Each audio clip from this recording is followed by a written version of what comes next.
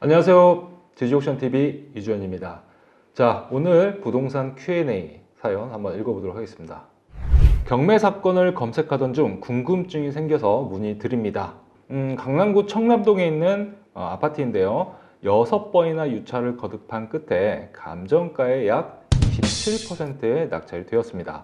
아니, 강남에 있는 아파트가 27%에 낙찰될 일은 거의 없을 것 같은데 왜 이렇게 유찰이 계속 되었는지 계속 살펴보도록 하겠습니다. 자, 사건 번호는 중앙지방법원 2019 타경 2361호고요. 감정 가격은 45억 7천만 원인데 낙찰 가격은 12억 3,100만 원입니다. 현재 서울에 있는 아파트 그 낙찰 가격이 웬만해서는 다 100%를 넘고 있거든요.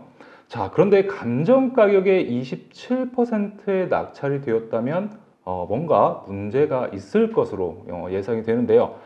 구체적인 그 권리 분석을 하기 전에 일단 문의 주신 이 아파트의 그 입지를 한번 지도를 통해서 한번 보도록 하겠습니다. 자, 주소는 서울 강남구 청담동 마크힐스 2단지 아파트입니다. 지도상으로 봤을 때는 메가마크힐스라고 나와 있죠. 자, 이 메가마크힐스 아파트는 그 영동대로에 접해 있는 아파트인데요. 이 지역은 여러분들도 다 아시다시피 설명이 필요 없는 최고의 입지를 자랑하고 있습니다. 자, 이 아파트는 이 영동대교 그리고 청담대교 올림픽대로가 진입이 매우 수월하죠. 그리고 인근에 있는 학교를 보면은 청담 초, 중, 고등학교, 그 다음에 동은 초, 중학교, 경기고가 있어요. 자, 이렇게 다양한 연령대의 그 학생들이 다닐 수 있는 우수한 학군을 자랑하고 있는 곳입니다. 자, 그리고 주변 생활 인프라는 말할 것도 없이 좋은 지역이죠. 이 메가마크 힐스 아파트에 대해서 제가 좀 더 설명을 드리면 우리가 알고 있는 유명한 연예인들이 한 번쯤 살았거나 소유하고 있는 그런 아파트이기도 한데요. 대표적인 연예인으로는 배우 현빈 씨가 과거에 여기에서 살았다는 점, 그 다음에 현재는 이 장동건 고소영 부부, 그 다음에 김연아 등이 소유하고 있는 것으로 알려져 있습니다. 현재 경매로 나온 이 사건도 그 배우 클라라의 남편이 전에 소유했던 아파트이기도 합니다. 자, 감정 가격은 45억 7천만 원이고요. 6번이나 유찰돼서 최저 매각 가격은 약 11억 9,800만 원입니다. 자, 그런데 한 명이 입찰을 해서 그 12억 3,100만 원에 낙찰이 되었는데요.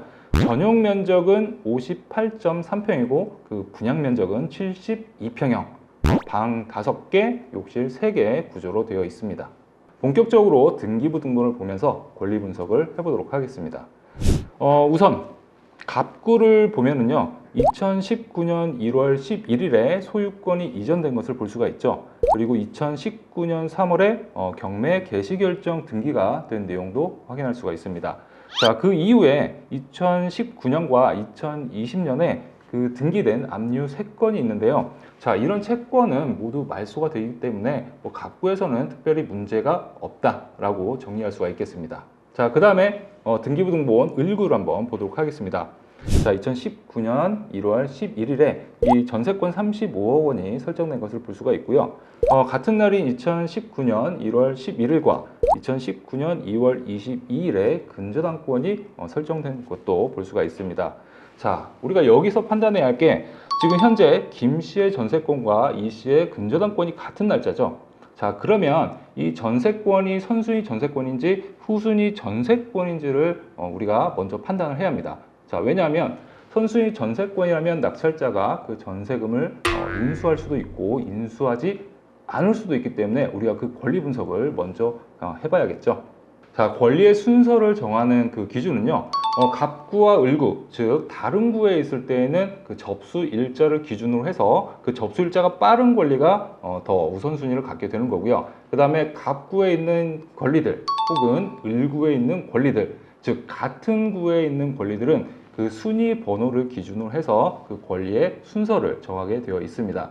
자, 그런데 이 사건을 보면은 전세권과 근저당은 같은 을구에 있는 권리들이겠죠. 자, 그러면 순위 번호를 기준으로 해서 누가 더 빠른지를 정하게 되는데 일단 김 씨의 전세권은 순위 번호가 15번이라고 나와 있죠. 그 다음에 이 씨의 근저당권은 순위 번호가 16번인 것을 우리가 확인할 수가 있습니다.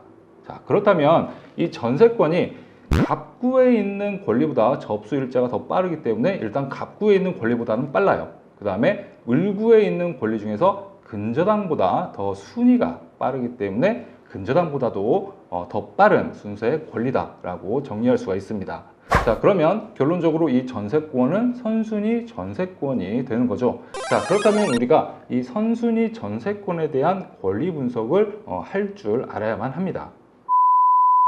선순위 전세권에 대한 권리 분석을 해보도록 하겠습니다. 자, 원칙은 이 선순위 전세권은 경매 절차에서 소멸되지 않는 것이 원칙입니다. 자, 그런데 이 전세권자가, 선순위 전세권자가 경매 절차에서 경매 신청 채권자이거나 혹은 배당 요구 종기일까지 배당 요구를 한 경우에는 이 전세권자가 전세금을 전액 변제를 받든 못 받든 간에 말소되게 되어 있습니다. 자, 이는 민사집행법 제91조에 나와 있는 내용입니다. 자, 이 민사집행법 91조를 한번 보시면 전세권이, 선순위 전세권이 어떤 경우에 소멸하게 되는지 여러분들이 확인하실 수가 있고요. 자, 그렇다면 이 사건에서 첫 번째로 우리가 이 선순위 전세권자가 경매 신청 채권자인지를 한번 확인해 봐야겠죠. 자, 전매 사건 내역을 보면은, 자, 이 사건은 중복 경매 사건인데요. 채권자가 누구라고 나와 있습니까?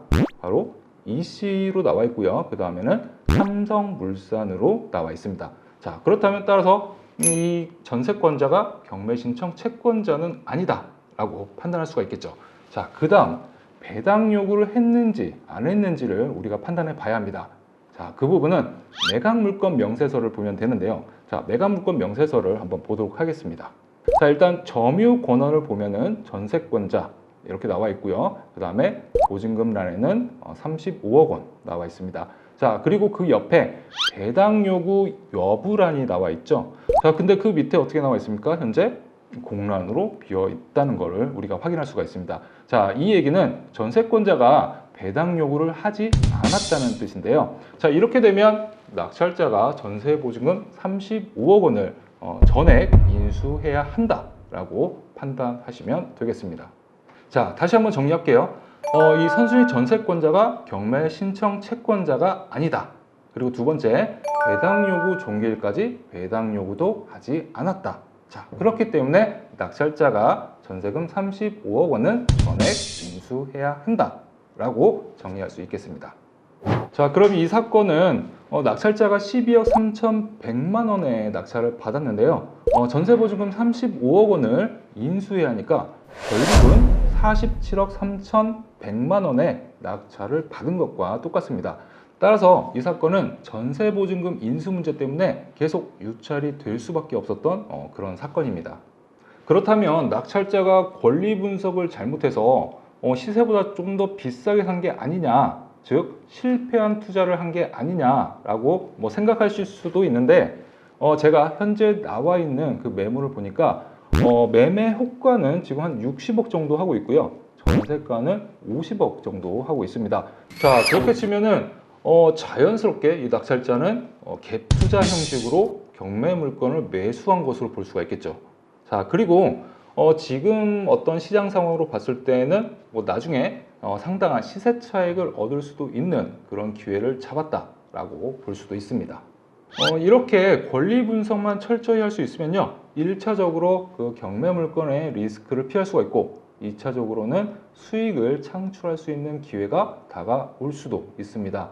따라서 여러분들이 꾸준히 공부를 하시면서 궁금한 사항은 언제든지 저희 이메일 주소 보이시죠? 이메일 주소로 보내주시면 저희가 도움 드리도록 하겠습니다. 오늘의 한 컷 포인트. 선순위 전세권자가 경매 신청도 하지 않았고 그 다음에 경매 절차에서 배당 요구도 하지 않았다면 낙찰자가 그 전세 보증금을 전액 인수해야 한다. 그런데 여기서 한 가지 더 팁을 드리자면, 자, 이렇게 전세 보증금을 인수해야 하는 그런 경매 사건이기도 하지만 여러분들이 철저하게 분석하면은 좀 더 내가 수익을 올릴 수 있는 그런 물건도 발굴할 수 있다는 점도 함께 기억해 주시면 되겠습니다. 지지옥션TV 이주연이었습니다.